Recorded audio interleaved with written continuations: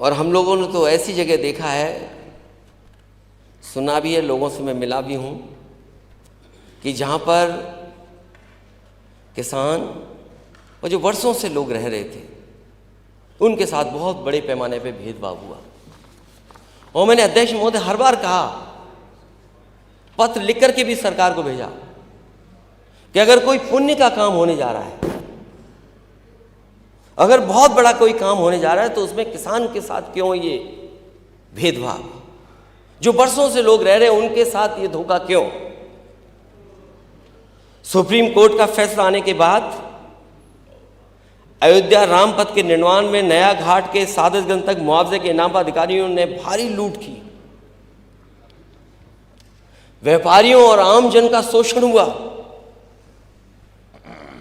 मैं जानता हूं वहां पर बहुत सारे प्रतिष्ठित लोग मुझसे मिले थे आकर के, और सरियों में खड़े होकर के उन्होंने अपने जनेऊ की कसम खा करके कहा था कि हम वोट नहीं देंगे बीजेपी को।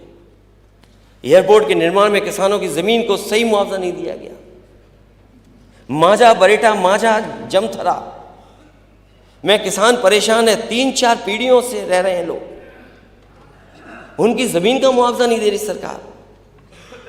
14 कोसी पंचकोसी मार्ग में चौड़ीकरण में जिन लोगों का मकान जमीन पर, जिन लोगों का मकान और जमीन जा रही है, उनको मुआवजा सरकार नहीं दे रही है।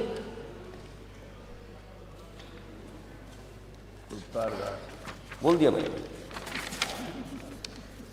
और अयोध्या से ज्यादा जमीनों का गोरख धंधा कहीं नहीं हुआ। सत्ता के संरक्षण में रजिस्ट्रियों में अनियमितताएं हुई। कितने घंटे में कितना बदल गया, कुछ मिनट में कुछ करोड़ों कमा लिया। और जिस तरीके का विकास होना चाहिए था वो विकास सरकार नहीं कर पा रही है।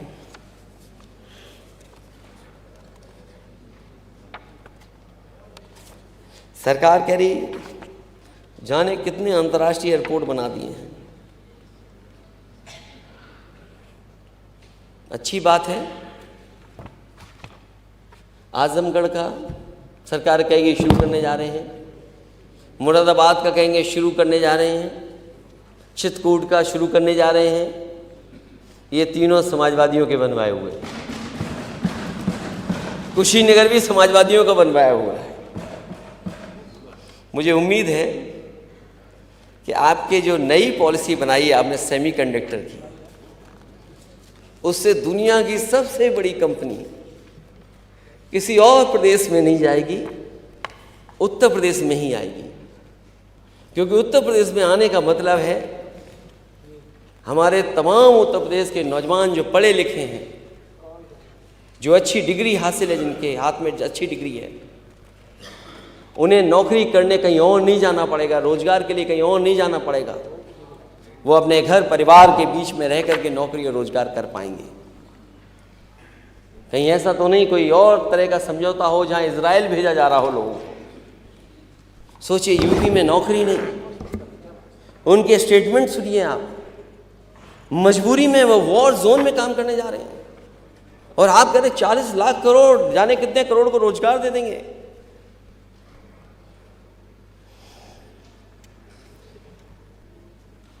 तो आखिरकार रोजगार है कहाँ? अगर रोजगार होते तो लोगों को यहीं रह करके काम करना पड़ता, यहीं पर काम मिल जाता।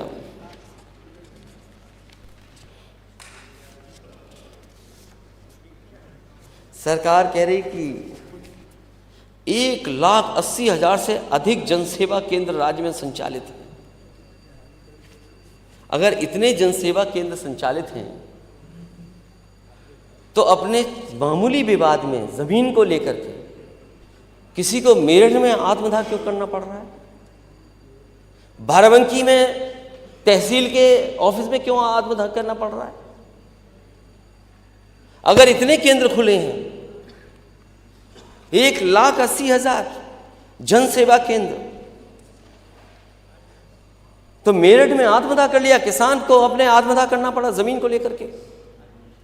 और सच्चाई ये है अध्यक्ष महोदय, जो जीरो टॉलरेंस करप्शन के लिए कह रहे थे, इनका जीरो टॉलरेंस जीरो हो गया। किसी भी मान्य सदस्य से पूछ लीजिए आप, तहसील और थाने में क्या हो रहा है।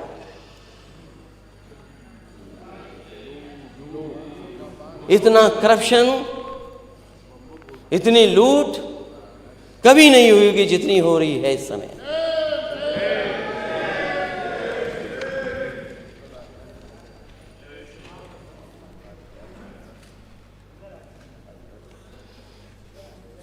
सरकार कह रही सोलर को लेकर के बहुत काम करना चाहती है। विद्युत उत्पादन में वो बातें मैं रिपीट नहीं करूंगा जो बातें मैं पहले कह चुका हूं कि अभी तक इस सरकार ने कोई भी थर्मल प्लांट नहीं लगाया है।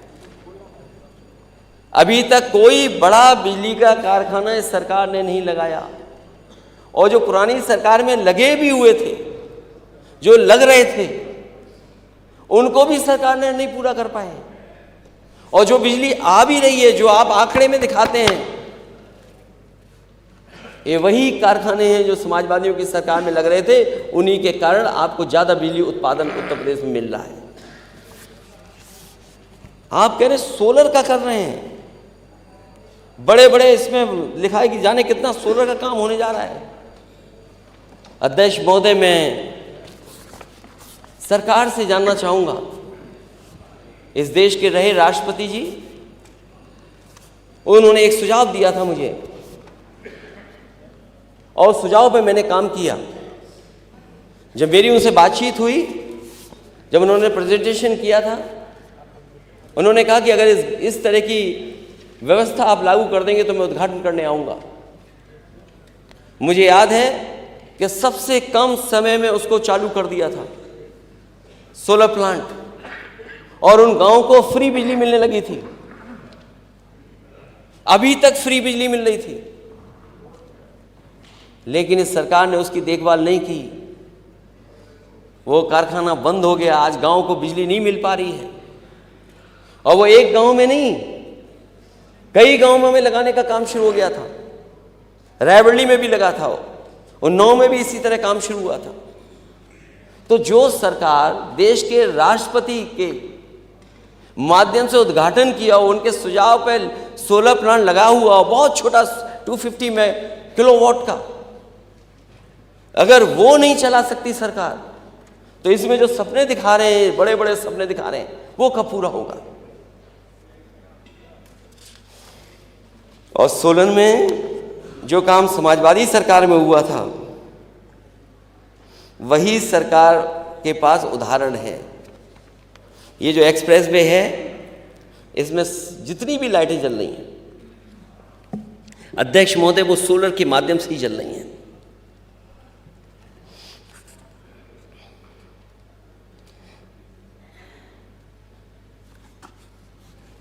सरकार विश्वविद्यालयों के बारे में बता रही है कि A++ मिला है सरकार को, वो यूनिवर्सिटी को A+ मिला है। लेकिन सरकार ये बताए उसमें PDA को कुछ मिल रहा है कि नहीं मिल रहा है।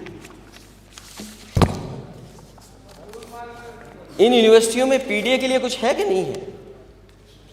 मैं बहुत बड़े आंकड़े नहीं देना चाहता हूं, क्योंकि बजट में बोलूंगा तब भी मैं आंकड़े कुछ दूंगा।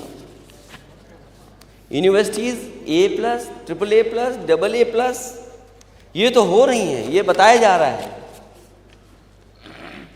लेकिन यूनिवर्सिटीज में अपॉइंटमेंट किसका हो रहा है। IAS, IPS, IFS में PDA कितना है।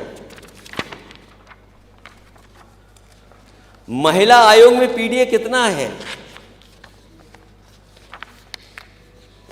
अध्यक्ष महोदय, जब मैं सदन में आया ही आया था तो PDA के लोग बोल रहे थे।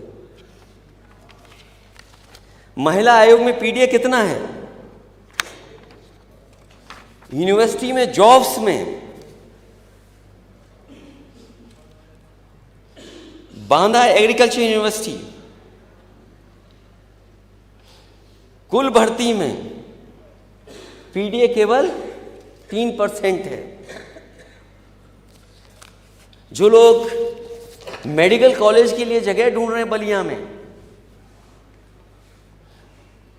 जननायक चंद्रशेखर यूनिवर्सिटी भर्ती में पीडीए 0,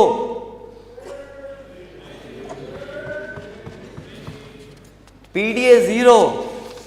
और अगर मेडिकल कॉलेज बनाना है तो मैं समझता हूँ पर्याप्त जगह होगी।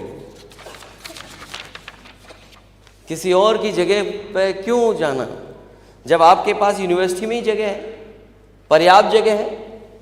तो मेडिकल कॉलेज अगर बनना है तो वहीं बनाएं आप। हिंदी न्यूज चैनल में PDA 3%। Hindi news channel editors और अन्य स्थानों पे पीडीए कितना है? 3%। UP agriculture university vice chancellors PDA कहाँ है उसमें?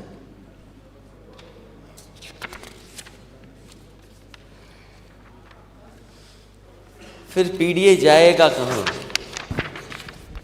फिर पीडीए कहाँ जाए?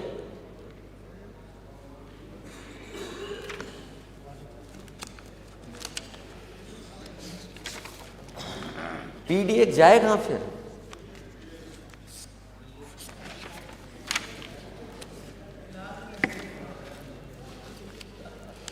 मैं जानता हूं पीडीए पे नहीं बोलेंगे आप, मैं जानता हूं, मैं जानता हूं।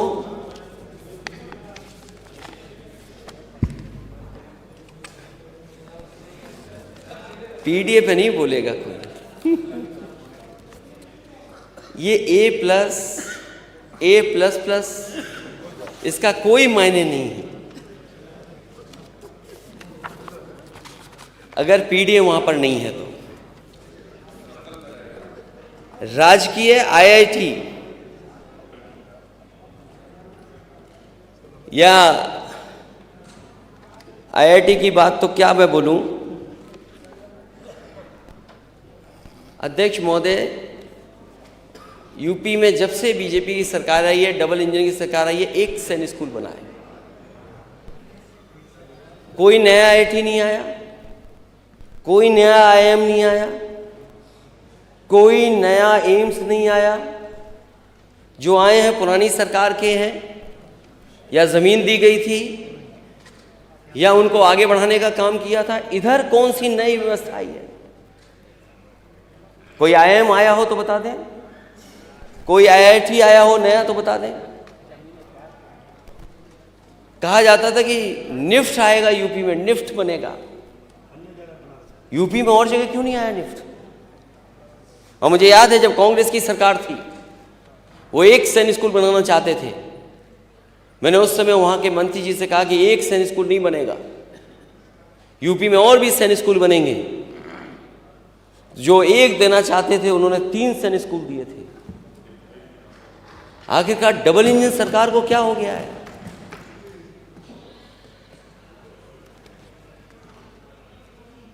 आईटीआई 260 से बढ़कर 305 सीटें, 1 लाख से लेकर के 25,000, लेकिन गवर्नमेंट जॉब्स नहीं है उनके लिए। एकेटीयू द्वारा उत्तर प्रदेश स्टार्टअप पॉलिसी 2020 के अंतर्गत विश्वविद्यालय परिसर में इनोवेशन हब की स्थापना की गई। मदन मोहन मालवीय औद्योगिकी विश्वविद्यालय गोरखपुर एवं HBTI इनको A से A+ ग्रेड पे ले आए हैं। लेकिन यहां पर पीडीए कहां है? इसमें अगर पीडीए हो तो बताए सरकार कहां पर है पीडीए। और मैं चाहूंगा कि अध्यक्ष महोदय सरकार पीडीए को बताए कि आखिरकार इसमें पिछड़े, दलित अल्पसंख्यक आदिवासी भाई कहाँ हैं और आदि आबादी के लोग कहाँ हैं। सरकार कह रही है 43,475 बीज मिनी किट का वितरण कराया गया है, लेकिन फार्मर्स को एमएसपी कब मिलेगी? नमामि गंगे योजना में ये काम हुए, लेकिन जमीन पर कहां दिख रहा है? सब गांव खोद दिए गए।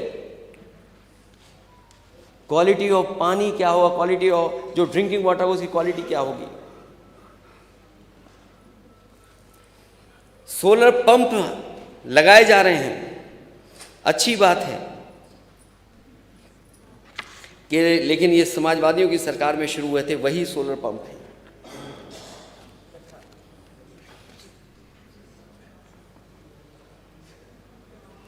जो लोग कह रहे हैं कि उत्पादन बढ़ा है, लेकिन प्रोक्योरमेंट कितना हुआ है? सरकार का जो प्रोक्योरमेंट है आखिरकार वो कितना किया है प्रोक्योरमेंट? और सरकार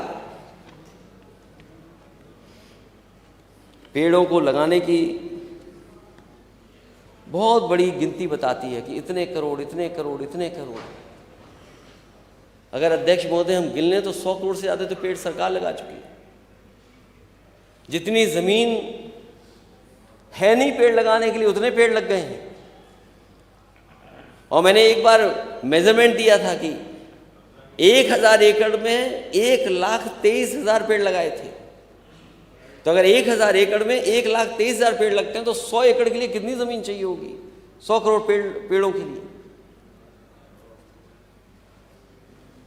राष्ट्रीय उद्यान और एक लायन सफारी इन्होंने बनाई है।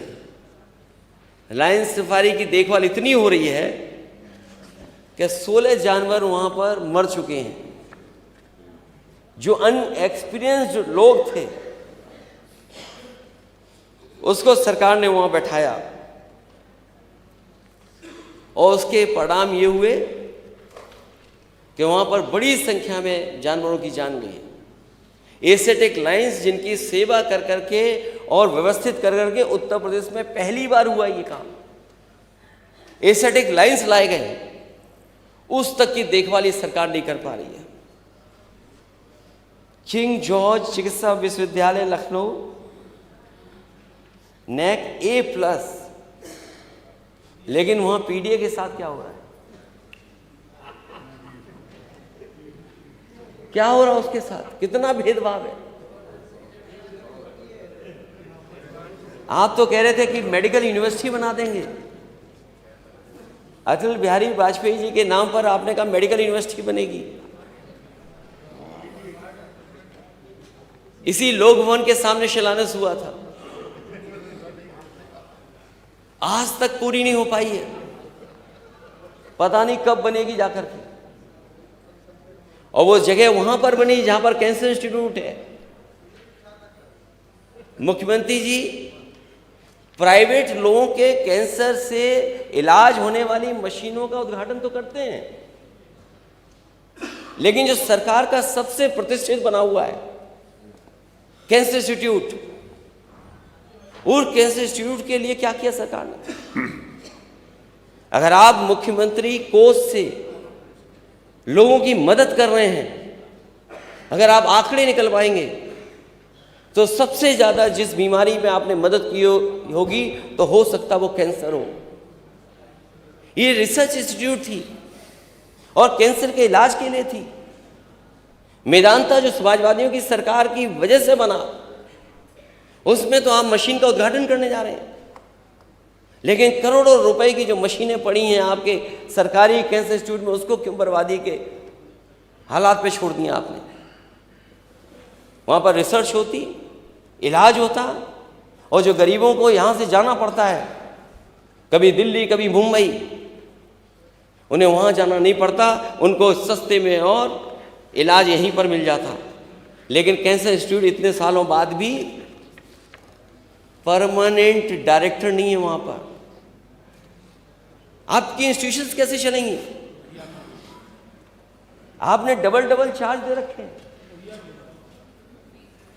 आप कुछ ही लोगों को सब कुछ दे देना चाहते हैं। अगर ये बात सच नहीं है तो बताएं। जो लोग थोड़ा बहुत मुस्कुरा देते हैं पीडीए को लेकर के, इसीलिए यही हमारा झगड़ा है कि आप कुछ लोगों को सब कुछ देना चाहते हो और जो ज्यादा आबादी में उसको नहीं देना चाहते हैं। अपॉइंटमेंट्स क्या हो रहे हैं? क्या उसमें जो अपॉइंटमेंट्स हो रहे हैं पीडीए के हिसाब से हो रहे हैं कि पीडीए को मिल रहा है क्या नहीं मिल रहा उसमें? इसीलिए आप डायरेक्टर क्या कर रहे हैं? आप डायरेक्टर नहीं दे पा रहे परमानेंट लखनऊ में, जहां पर मरीज सबसे ज्यादा आता है। अगर सरकारी अस्पतालों का आप हिसाब किताब लगा लेंगे ओपीडी, तो लाखों लाख लोग उत्तर प्रदेश के लखनऊ आते होंगे इलाज के लिए।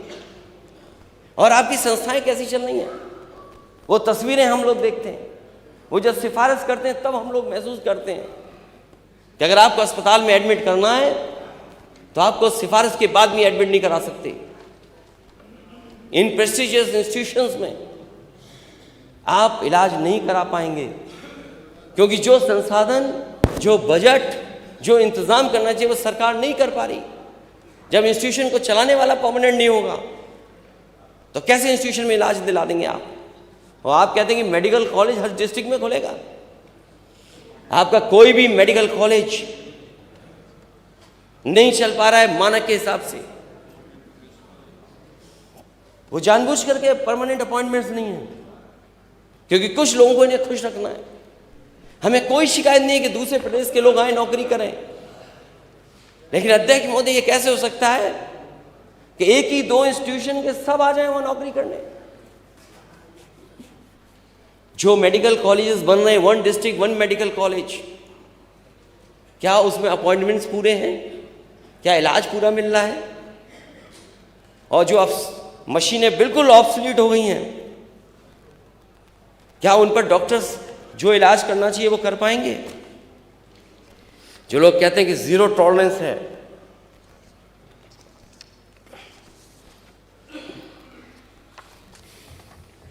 Zero tolerance law and order पर,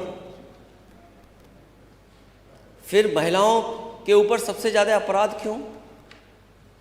सबसे ज्यादा घटनाएं उनके ऊपर क्यों? देश में सबसे ऊपर उत्तर प्रदेश क्यों?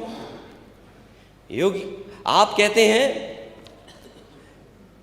कि महिलाओं बहन बेटियों के साथ उनके राज में छेड़खानी, रेप नहीं होता, दुष्कर्मी अगले चौराहे पर मार गिराए जाते हैं। बीएचयू में एक बहन के साथ क्या हुआ, कोई आज के समय पे कल्पना नहीं कर सकता। एक बेटी और बहन के साथ क्या हुआ। जो लोग पकड़े गए हैं वो तीनों के तीनों भारतीय जनता पार्टी के आईटी सेल के मेंबर हैं। वो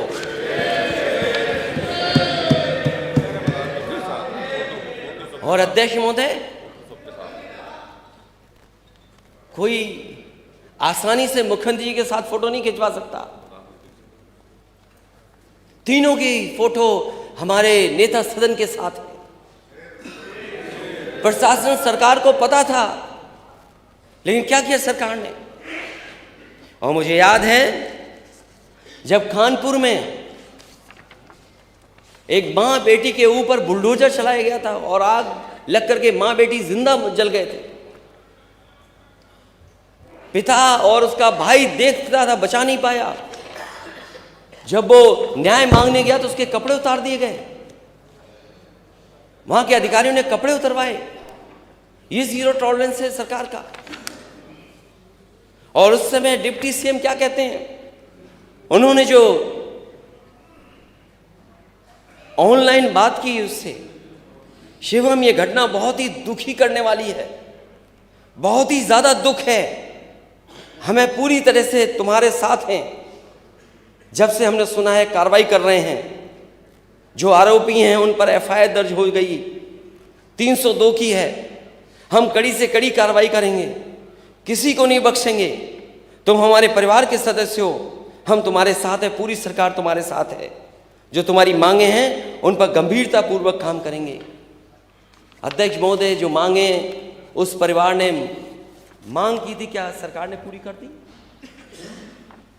क्या आरोपियों पे सख्त से सख्त कार्रवाई हो गई? क्या आरोपियों पे सख्त कार्रवाई हुई है? क्या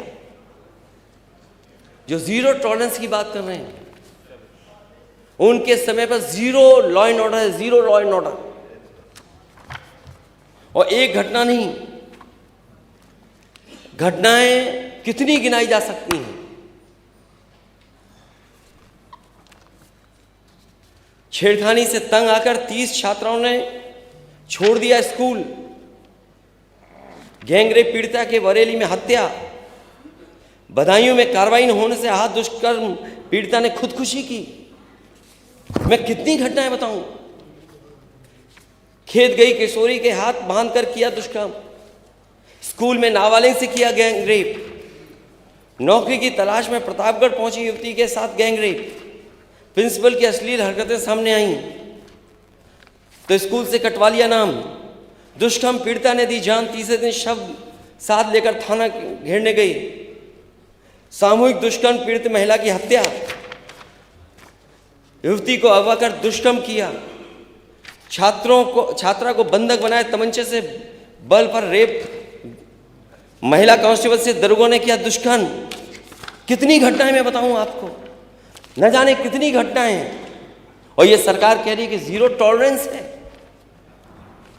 ये सरकार न्यूज कंट्रोल कर रही है। ये सरकार न्यूज कंट्रोल करती है, अपराध कंट्रोल नहीं कर रही है सरकार। और इसी का परिणाम है कि लॉ एंड ऑर्डर, लॉ अलग चल रहा है, ऑर्डर अलग चल रहा है।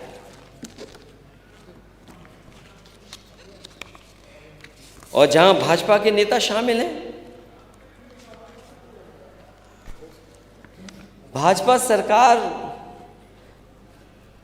महिला नेता ने अपनी ही पार्टी के पदाधिकारी को लात घूंसों से पीटा। बीजेपी नेता को महिलाओं ने दौड़ा दौड़ा कर चप्पलों से पीटा। पुलिस कर्मियों ने भाजपा नेता की लगाई पिटाई। धरने में बैठे नेता। एसपी ने 4 लोगों को सस्पेंड किया। यह है लॉ एंड ऑर्डर आपका। और सबसे बेहतर जो रिस्पॉन्स सिस्टम था, उस रिस्पॉन्स सिस्टम को बर्बाद अगर किसी ने किया तो इस सरकार ने बर्बाद किया। इस सरकार ने बर्बाद कर दिया, पहले नाम बदल करके और उसके अब काम करने के तरीके से। अब तो लोग घबराते हैं कि 100 नंबर अगर मिलाएं, 112 मिला दिया तो वो वसूलने आ जाएंगे। अब मदद नहीं हो रही है, उससे पैसा वसूला जा रहा है। और सुनने में तो यहां तक आ रहा है कि जो फोन कर करके रिस्पॉन्स सिस्टम पे अपनी शिकायत करता है, उससे भी पैसा वसूल ले रही है पुलिस, और उसको पकड़ करके थाने में बैठा दे रहे हैं। ये कहां का जीरो टॉलरेंस है आपका? ये जीरो टॉलरेंस आपका जीरो हो गया है। और आज की खबर तो आपने पढ़ी होगी गोरखपुर की। आज ही की खबर तो है कुछ कि एक प्रोफेसर पास करने के लिए बातचीत कर रहा है। एक प्रोफेसर गोरखपुर में। क्या ये बात सही नहीं है कि नहीं है?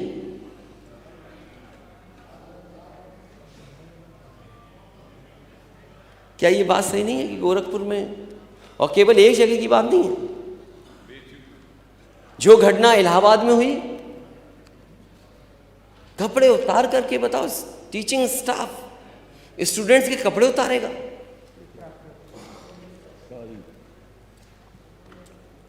और किस लिए? कोई बड़ी घटना नहीं है वो। ये इंस्टीट्यूशंस को आपने क्या कर दिया है? और इंस्टीट्यूशंस अगर खराब हो जाएंगी तो हमारी आने वाली पीढ़ी का भविष्य क्या होगा? गड्ढा मुक्ति पर करोड़ों खर्च हो गए। हर बजट में हजारों करोड़ है गड्ढा मुक्ति पर। हजारों करोड़। पता नहीं गड्ढा मुक्ति पे क्या हो रहा है। गड्ढा मुक्ति पे हजारों करोड़ रुपए अध्यक्ष महोदय। और मुझे कभी कभी लगता है कि कानपुर में सबसे ज्यादा गड्ढे होंगे। और इस सरकार ने डिस्ट्रिक्ट हेडक्वार्टर को कितनों से 4 लेन से जोड़ दिया है। अगर एक भी जोड़ा हो 4 लेन से इस सरकार ने तो बताए सरकार के लोग। और फिर अध्यक्ष महोदय हर दिन जानवर से जान जा रही है। कोई गाड़ी टकरा जाती है या जानवर जाकर के खेत में किसान काम कर रहा है उसको मार देता है, बाजार में घूम रहे हैं। हर दिन एक न एक व्यक्ति की जान जा रही है। अध्यक्ष महोदय, मैंने पिछली बार भी एक सूची दी थी आपको, किसी की मदद नहीं हुई। मैं फिर सूची दूंगा। और अब तो और जानवर भी मार रहे हैं, केवल एक जानवर नहीं। अध्यक्ष महोदय, सरकार का सबसे प्रिय जानवर वो जान ले रहा है। न जाने कितने लोगों की जान ले ली उसने। और अब तो जंगली जानवर, शेर, हाथी, टाइगर, ये लोगों को मार रहे हैं। गुलदार। आगे सरकार कर क्या रही है?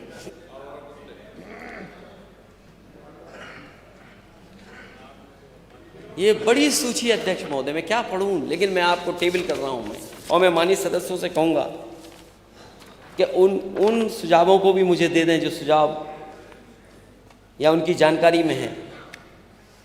बजट पर बोल लीजिएगा। वो बजट में जरूर बोलूंगा मैं। धन्यवाद। एक जो सरकार हमेशा बताती है,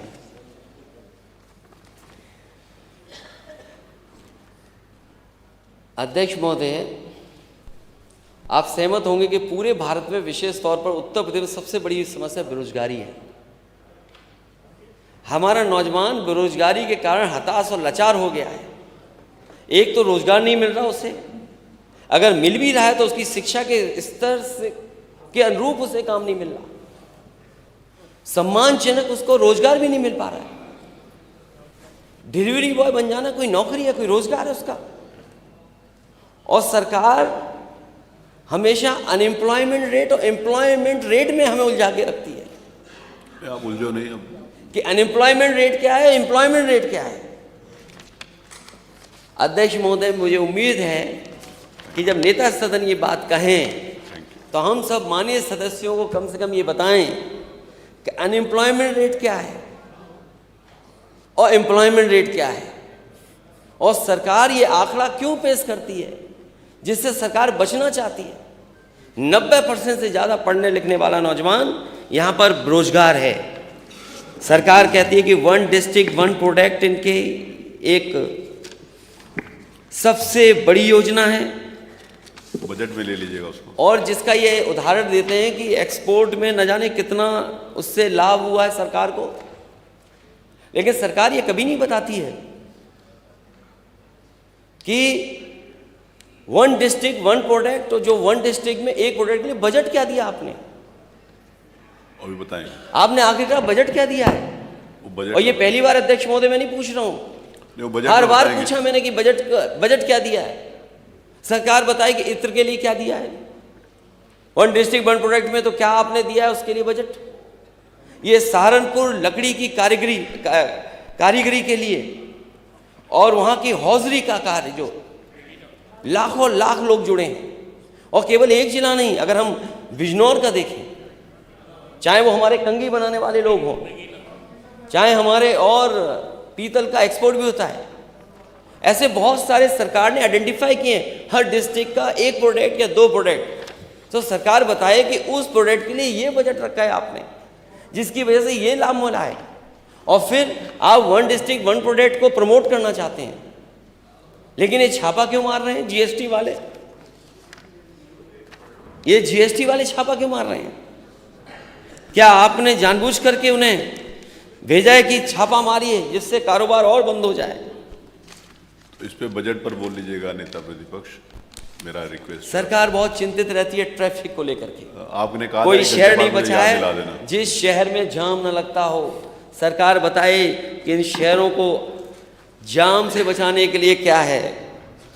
हालांकि अध्यक्ष महोदय, मैं आपका कहना मानूंगा, केवल महंगाई पे बोल करके मैं अपनी बात खत्म करूंगा।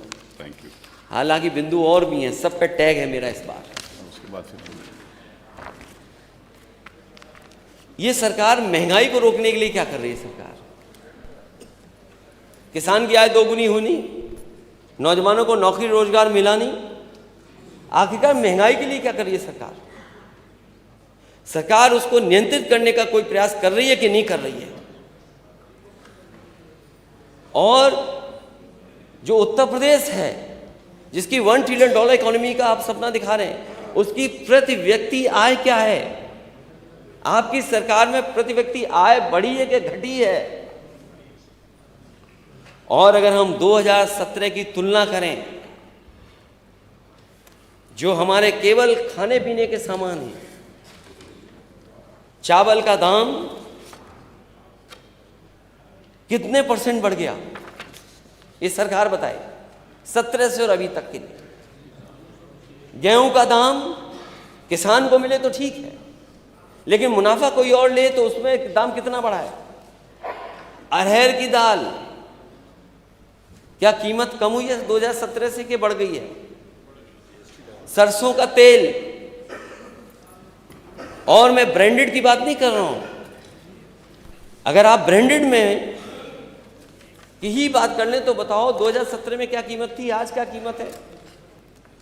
प्याज का दाम, दूध का दाम, और हर सब्जी, सब्जियां आप उठा लो, लहसुन से लेकर के कोई किसी का दाम ये सरकार बताए। ये तो सब्जियां और अनाज और सब चीजें हो गई। ये सरकार बताए जो नमक का कसम दिला रही थी कि 2017 में नमक की कीमत क्या थी और आज दाम क्या है, ये सरकार बताएगी। स्वास्थ्य सेवाएं तो चौपट हैं ही, किसान की आय दोगुनी हुई नहीं, शिक्षा का स्तर गिरा है, इन्वेस्टमेंट मीट का सपना दिखाया, बड़ा दिखाया, ऊर्जा के क्षेत्र में जो काम होना चाहिए था जिस स्तर पर वो नहीं हुआ। तो जो ये सरकार $1 ट्रिलियन इकोनॉमी का सपना दिखा रही है, बिना पीडीए के हक और सम्मान के ये सपना पूरा नहीं हो सकता। इन्हीं शब्दों के साथ